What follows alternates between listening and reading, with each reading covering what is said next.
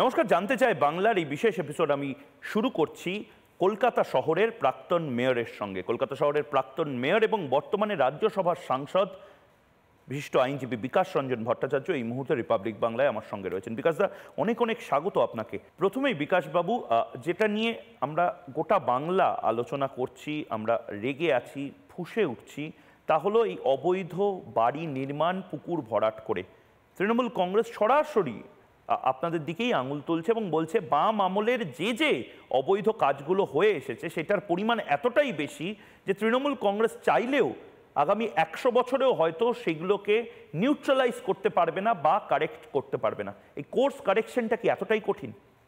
এগুলো হচ্ছে অপদার্থ মানুষদের কথা।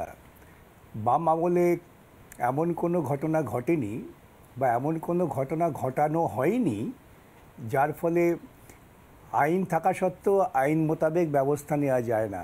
হ্যাঁ, নিঃসন্দেহে বাম আমলে পুরসভার চেয়ারে বসে মেয়র হাত পেতে কারো কাছ থেকে টাকা নেয়নি এবং অন্যত্র টাকা নিয়েছে, তারা মেয়রের পদে আসীন হয়নি। বাম আমলে সংবিধানের নৈতিকতাকে ভঙ্গ করে যিনি পুরসভার প্রধান, দ্বিতীয় স্তরের সরকার যিনি প্রধান, তিনি আবার দ্বিতীয় স্তরের সরকারের মন্ত্রী এবং মেয়র দুজনের মধ্যে এক হয়ে গেছেন। দুটো সরকারের যে কার্যকরী ভূমিকার ক্ষেত্রে যে স্বাধীনতা ছিল, স্বাধীনতা নষ্ট করা হয়েছে। এগুলো তো কোনো মতেই যতদিন তৃণমূল থাকবে ততদিন সংশোধন করা যাবে না, এই নিয়ে কোনো সন্দেহ নেই।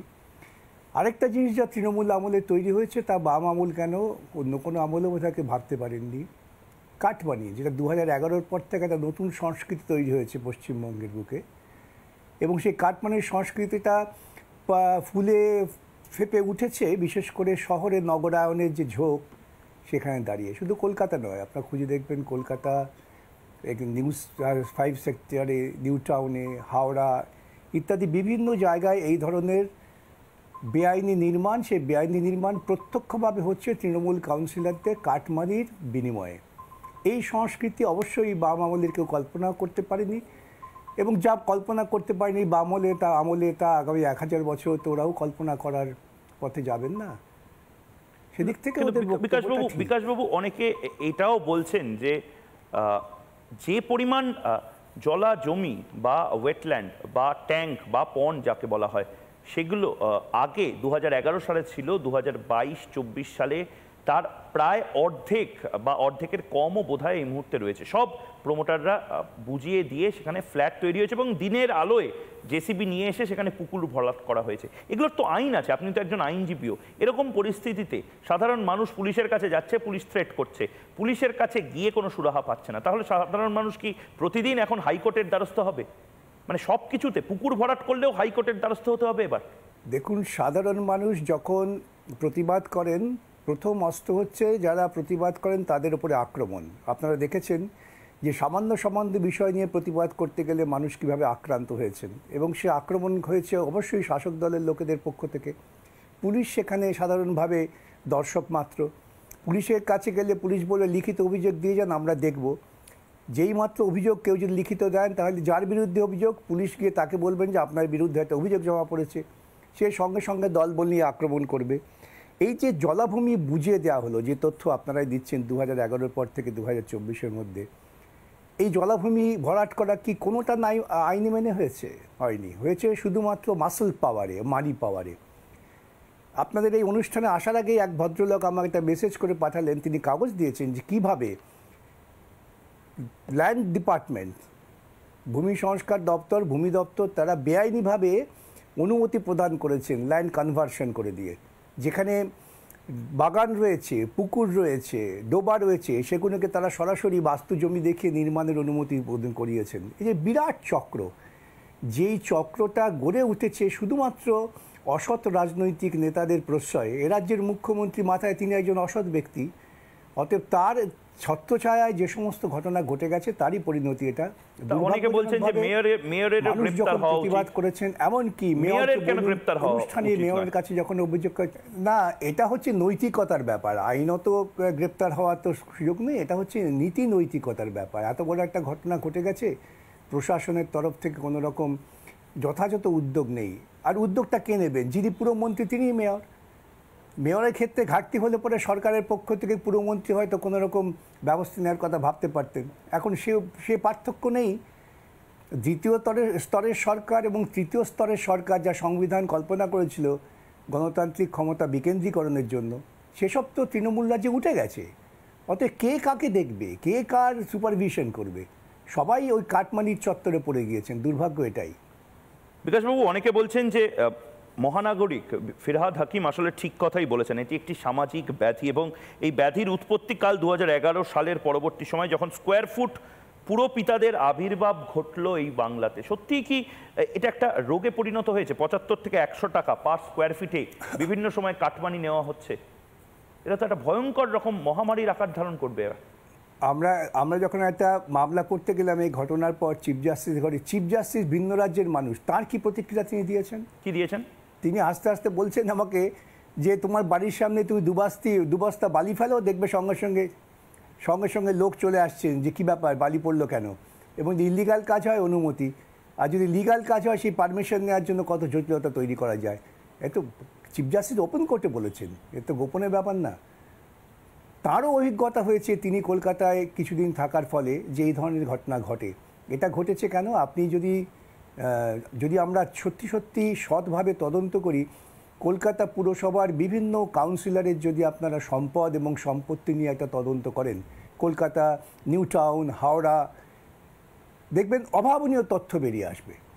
অভাবনীয় তথ্য। এদের এত সম্পদ হয় কি করে? এদের জীবন জীবিকার কী পদ্ধতি, কোন পদ্ধতিতে এরা উপার্জন করেন?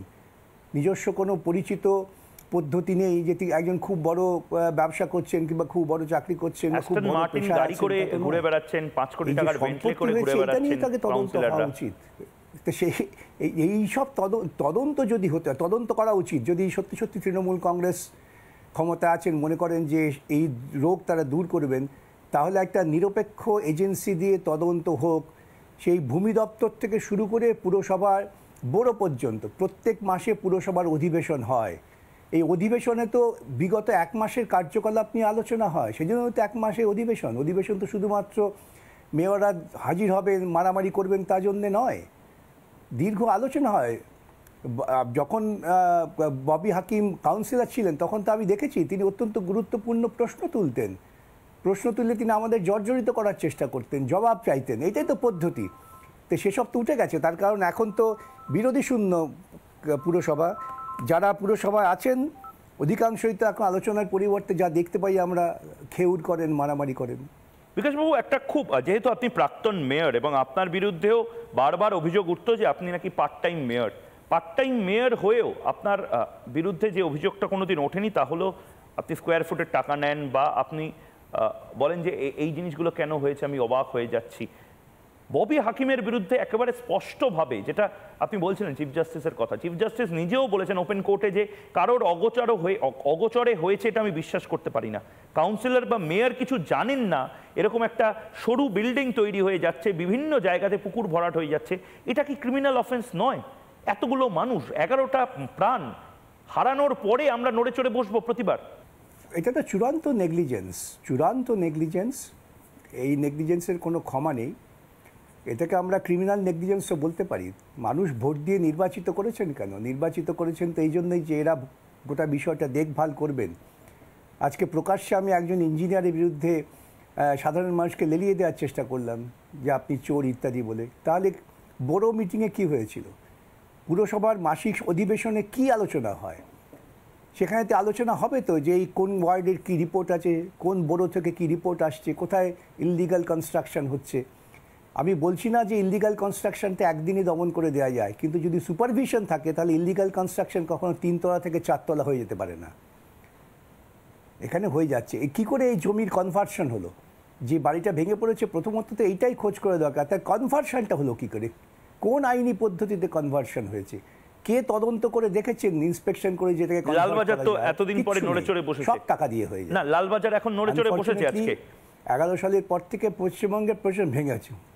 না, আজকে নড়ে চড়ে বসছে যেহেতু আমরা হাইকোর্টে মামলা করেছি, মামলা যেহেতু শুনানির জন্য চিফ জাস্টিসের কাছে আসবে, তিনি রিপোর্ট চেয়েছেন, তাই নড়ে চড়ে বসেছে। চিফ জাস্টিস কি চাইলে সিবিআই বা নিরপেক্ষ কোনো এজেন্সিকে এই তদন্ত দিয়ে দিতে পারেন?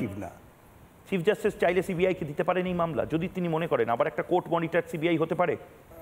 আমরা তো আবেদন করব, তাই এখন কি করবেন সেটা চিফ জাস্টিস তার বৈচারিক বুদ্ধিতে বিবেচনা করবেন, কিন্তু আমাদের তো আবেদন থাকবেই যে এটা স্বাধীন নিরপেক্ষ তদন্ত হোক, এই রোগকে প্রশমন করা যায় সেটাও তো প্রমাণ করে দিতে হবে।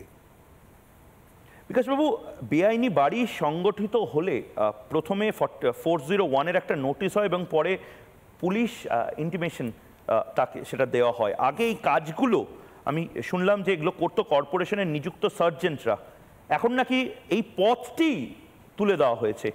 পুলিশ কি করছিল, তদারকি সংস্থা কি করছিল, মানে কোনো ভিজিলেন্স অফিসার নেই এই মুহূর্তে কলকাতা কর্পোরেশনে? না দেখুন, এগুলো ভুল ধারণা। প্রথমত হচ্ছে যে বড় মিটিং হয় কিনা, বড় কমিটিগুলো কেন করা হয়েছে?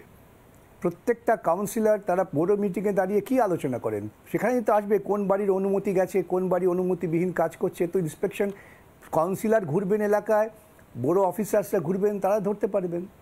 তারা তো দেখলেও চোখ বন্ধ করে থাকেন এবং তারা অনেক সময় ভয়ে অফিসাররা কিছু বলতে পারেন না, তার কারণ পরিষ্কার কাউন্সিলরের নির্দেশ থাকে আপনি ওদিকে চোখ বুজে থাকবেন। বহু অফিসার্সরা আমার কাছে এসে মাঝে মাঝে কখনো বলেন, বিলাপ করেন। এটা তো এই সত্য ঘটনা, এটা ববি নিজেও বুঝতে পারছেন। আজকে তিনি অসহায় বোধ করছেন। এটা ঘটনাকে ঘটতে পারে নাকি এরকম এলাকায়? শুধু কলকাতায় হচ্ছে তা না, আমি যেটা বলছি আপনারা লক্ষ্য করে দেখবেন, কলকাতায় দুর্ঘটনা ঘটেছে। এমন পাওয়ার কর্পোরেশনের আছে 408 ধারায় বিনা নোটিশে ভেঙে দিতে পারে। অনেক পুরনো জীর্ণ বাড়ি আছে, সেগুলো ভেঙে পড়ছে, বোঝা যায় যে পুরনো জীর্ণ বাড়ি ভেঙে পড়েছে। অনেক সময় কর্পোরেশন নোটিশ দিলেও যারা ওখানে থাকেন তারা বেরোতে চান না, সেটা একটা ভিন্ন জিনিস। কিন্তু এই নির্মীয়মান বাড়ি ভেঙে পড়ছে এই অবস্থায়, এটা তো অত্যন্ত ভয়াবহ ব্যাপার। এবং পরিণতি কী হলো, 11 জন মানুষ প্রাণদিক চলে গেল তাদের। এটা তো একটা মানবিক অপরাধ। এরপরেও আমাদের মানবিক অপরাধ হওয়ার পরেও রাজ্যের প্রশাসনের যিনি মাথা, তার তো কোনো রকম হেলদোলও দেখি না। মমতা বন্দ্যোপাধ্যায়কে কি আপনি দোষ দেন? মমতা বন্দ্যোপাধ্যায় মানে এখন পশ্চিমবঙ্গে একটা অদ্ভুত সিনড্রোমে সবাই আক্রান্ত শাসক দলে, জানি না সিনড্রোম, কেউ কিচ্ছু জানে না। আপনি জিজ্ঞেস করুন, বলবেন যে না আমি জানতাম না এটা হয়েছে। দেখুন, অ্যাকাউন্টেবিলিটি নেই বিকাশবাবু। হচ্ছে আমি একটা কথা বলি, আমি ধারাবাহিকভাবে বলে আসছি, যত অপরাধ সংগঠিত হচ্ছে সমস্ত অপরাধ মুখ্যমন্ত্রীর প্রত্যক্ষ জ্ঞান অনুযায়ী হচ্ছে, তার চোখের আড়ালে কোনো অপরাধ সংগঠিত হয় না। মানে মমতা বন্দ্যোপাধ্যায় সবটা জানেন। কিংপিন শব্দটা এখানেও কি ব্যবহার করা যায়? বলে আসছি, পার্লামেন্টারি ডেমোক্রেসির যে সিস্টেম, হ্যাঁ, কিংপিন শব্দটা কি এখানে ব্যবহার করা যায়? জানেন তিনি, জানি না বললে হবে নাকি? মমতা বন্দ্যোপাধ্যায় কি করে জানবেন যে গার্ডেন রিচের কোন গলিতে, কোন বাড়িতে, কোন পুকুর ভরাট হয়েছে? এটা মমতা বন্দ্যোপাধ্যায় কি করে জানবেন? এটা তো উনি যুক্তি দিতে পারেন যে আমার কি গার্ডেন রিচ নিয়ে কাজ, আমার তো গোটা রাজ্য নিয়ে কাজ। না না না না, তা তিনি জানবেন না, কিন্তু তিনি পুরমন্ত্রীকে মেয়র করবেন। এটা তো একটা ভাইকারিয়াস লায়াবিলিটি আসে। ক্রস চেকটা করবে কে? পুরমন্ত্রী যদি মেয়র হয় তাহলে কে কার ভুল ধরবে? পুরমন্ত্রী মেয়রের ভুল ধরতে পারবেন? মেয়র আর পুরমন্ত্রীর ভুল ধরবেন? দুজন তো একই পথের পথিক। সেই জন্যেই ভাইকারিয়াস লায়াবিলিটি চিফ মিনিস্টারের থেকে যায়। নৈতিকতার প্রশ্ন তো ওইখানেই। আমি কেউ আশা করছে না যে তিনি জানবেন গার্ডেন রিচে কোথায় ইললিগাল বাড়ি হচ্ছে, কিন্তু তার মন্ত্রিসভায় তো বিভিন্ন দপ্তর নিয়ে আলোচনা হয় নাকি? আলোচনা হয় না, মন্ত্রিসভা ডাকাই হয় না। এই সমস্ত প্রশ্ন এসে যাবে তো। নাকি মন্ত্রিসভা ডাকা হয় বেআইনি নিয়োগ বৈধতা দেওয়ার জন্যে? এই সমস্ত প্রশ্ন উঠে যাবে। যত আপনি গভীরে যাবেন তত এই সমস্ত আরও সাংঘাতিক প্রশ্ন আসবে মানুষের সামনে। আপনারা তদন্তটা কি কারণে ডিমান্ড করছেন? আপনারা কোর্টে কি কারণে গেছেন যদি একটু সাধারণ মানুষকে বলে দেন। মানে যদি সিবিআই বা নিরপেক্ষ কোনো সংস্থা তাকে দায়িত্ব দেওয়া হয়, তারা তদন্তটা কি করবে? তারা তদন্তটা করবেন যে এই যে এত বড় এই কনস্ট্রাকশনগুলো হয়ে গেল, ল্যান্ড কনভার্সনের যদি পারমিশন হয়ে থাকে কারা দিয়েছে, কিভাবে দিয়েছে, বিল্ডিং প্ল্যান যদি স্যাংশন হয়ে থাকে কিভাবে দেয়া হয়েছে, এবং বিল্ডিং যখন তৈরি হয় তখনও সময় থেকে সময়ে যে ইন্সপেকশন হয় সেই ইন্সপেকশন আদৌ হয়েছে কি না, হয়ে থাকলে কেন হয়নি, এই সমস্তই তদন্ত হবে। এবং তদন্ত শুধুমাত্র কলকাতার জন্যে নয়, আমি বারবার বলছি, এই বেআইনি কাজ দ্রুত গতিতে বৃদ্ধি পেয়েছে কলকাতা সহ সমস্ত নগর অঞ্চলে, প্রত্যেকটা মিউনিসিপ্যাল এরিয়ায়, এবং এখন পঞ্চায়েত এলাকাতেও এই ঝোঁক দেখা দিচ্ছে। কিন্তু তার পাল্টা যুক্তি তো তৃণমূল কংগ্রেস বলছে যে পুলিশ অলরেডি তদন্ত করছে, যে জায়গাতে মিউনিসিপ্যাল কর্পোরেশন আছে তারা তদন্ত করছে। আপনারা আলাদা করে কিসের ডিমান্ড করছেন? আমার শেষ প্রশ্ন এটাই, পুলিশ তো পুলিশের কাজ করছে বলে তৃণমূল কংগ্রেস বারবার বলছে। শুনুন, আমি অপরাধ করেছি, আমি আমার তদন্ত করব, চমৎকার ব্যাপার। পুলিশ কি তদন্ত করবেন? পুলিশ কি তদন্ত করে বলতে পারবেন যে কাউন্সিলর কাটমানি চেয়েছিল বলে এটা অনুমোদন হয়েছে? পুলিশ এ রাজ্যে কোনো একটা তদন্ত ঠিকমতো করেছেন খুব আত্মবিশ্বাসের সঙ্গে? আমরা কি দেখতে পাচ্ছি, বিভিন্ন তদন্তে কি পরিণতি দাঁড়াচ্ছে? রেশন দুর্নীতি, নিয়োগ দুর্নীতি, কোনটায় দেখবেন যে পুলিশ ঠিকমতো কাজ করেছে?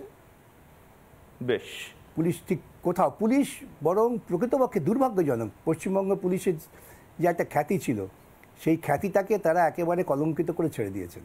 অর্থাৎ এখানেও পুলিশ নয়, হয়তো প্রয়োজন সিবিআই বা ইডির। অবৈধ নির্মাণ কাণ্ডে এবার সিবিআই তদন্ত হয় কিনা, কোন দিকে এই মামলা যায়, এই সমস্ত কিছুর দিকে আমাদের চোখ থাকবে। কিন্তু অনেক ধন্যবাদ বিকাশ রঞ্জন ভট্টাচার্য, রিপাবলিক বাংলার সঙ্গে কথা বলার জন্য।